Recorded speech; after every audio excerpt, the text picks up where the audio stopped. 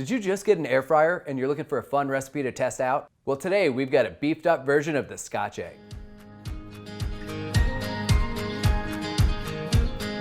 A Scotch egg is traditionally sausage wrapped around a boiled egg, but we're changing things up by making our own beef sausage and then wrapping a soft boiled egg. We then bread the egg and put it in the air fryer rather than deep frying it. For this recipe, I've got a 90% lean ground beef. The reason I like this is because when you mix in the seasonings, it has that texture and flavor profile similar to what you look for in a sausage, but it's all beef sausage at this point. First step to this recipe is boiling the eggs for 8 minutes, then shocking them in ice water to stop them from cooking. Now that my water has come to a rapid boil, I want to gently lower the eggs in. This is important because if you drop them in too hard, they'll crack, and then some of that white will start to ooze out. And now I'll set my timer for 8 minutes. I like 8 minutes because the white is fully set. The yolk is still jammy, but not fully runny for people who get a little freaked out by that. So I think it's a great texture for this recipe. Now while that's cooking, I'm gonna start mixing up my beef and seasoning that, getting that ready to wrap the eggs. First thing, I've got my mixing bowl. I'll go in with the beef.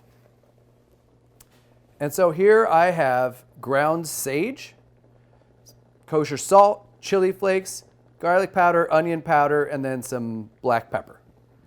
The sage really gives it that kind of breakfast sausage taste, which is traditional in a Scotch egg. So this I'll just mix up by hand. I'm going to divide it into 4 equal portions, 1 for each egg.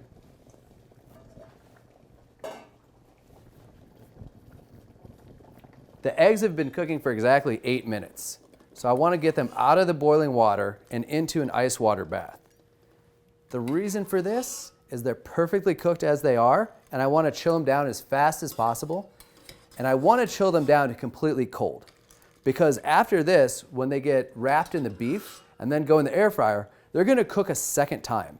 So I don't want them to overcook on that second cook. While the eggs chill down, I'm going to start with the meat. And what I'm trying to do is make a disc with kind of a divot in the middle, because that's where the egg is going to go. So I want it thinnest here, and then this is what's going to wrap around the egg.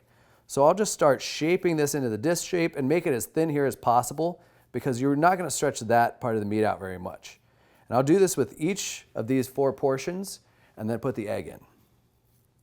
And don't forget, for more fun recipes like this one, make sure to subscribe down below.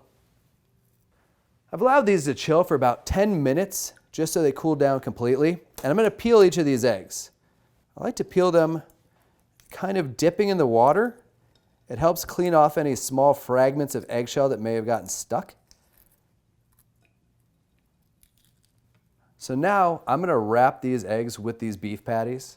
In order to give these eggs the best flavor I can, I'm only going to use the best ground beef. So by doing this, I'm just gently pushing this egg. If I push too hard, the egg might crack, the yolk will run out, and you're not going to get a solid Scotch egg. So I just gently push it down and wrap the beef around the egg. I'm also trying to close up any cracks and make sure it's tightly sealed. Now that we have all the eggs encapsulated in this ground beef mixture, we're going to go to the breading procedure. First, I'm going to put them in flour, then egg wash, and then finally, they'll go into some panko. Now, instead of using panko, you could crush up and use so many different things to bread this, like Flamin' Hot Cheetos, Cheez-Its, or a list of other things that we have here. Except for that last one. Don't use that. I don't know why they put that up there. Make sure they're totally coated in flour. Kind of dust off any excess flour. Keep your flour hand dry. This is important. You go into the egg mixture, coat it in the egg, and now into the panko. Now I'll give it a spin, and again, use my dry hand, because if you mix your dry and your wet hand, you'll end up with clubby flour and breaded fingers, which you don't need. So this is called the standard breading procedure, because you have your dry element, like the flour, to pick up any excess moisture on the surface of the meat. Then you go into your egg wash, which is to create that binding agent, so now it's almost like battered, and then into your panko. And the panko is what's really going to crisp up and give it that crunchy exterior. Now that I've got everything completely encased in this breading, a key step is spraying them with a little bit of non-stick spray. The reason for this, there's no fat on this like when you're going into a deep fryer to actually crisp it. And without this, you're not going to get the kind of browning you would. But the amount of spray you use is still fairly negligible compared to how much you would be using in a deep fryer. This is just to facilitate some crisping and get a better brown on them. So now I'm going to turn my air fryer to 400 degrees and I'm going to cook them for about 7 minutes.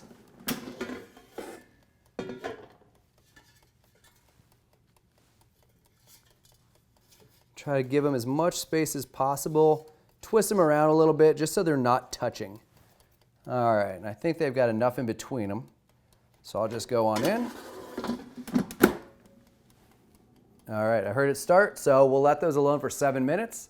Go back, flip them, crisp them on that side, and then they'll be done. Timer went off, so let's check these out. So you can see they're getting brown. Now I'll give them a quick flip. All right, I'll give them all a flip. So you can kind of see some of them might have a little bit of a crack where that beef wasn't completely sealed shut. But that's okay. The breading will still get crisp. You'll still have the same results. You'll have that nicely cooked egg.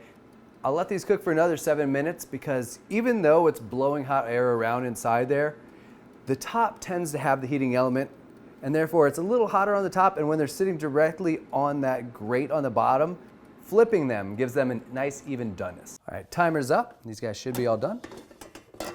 All right. Now they're all crispy and golden brown.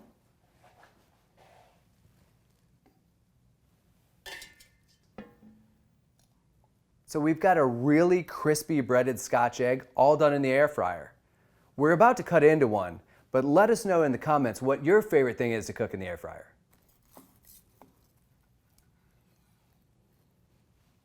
Okay. See that nice jammy interior to that egg? That's how I like mine. If you like them a little more hard-boiled, you can boil them a little bit longer to start, like maybe around 10 minutes, and that'll get you a firmer center. Now you know how to make a Scotch egg in an air fryer. Thanks for joining us in the test kitchen, and we'll see you next time.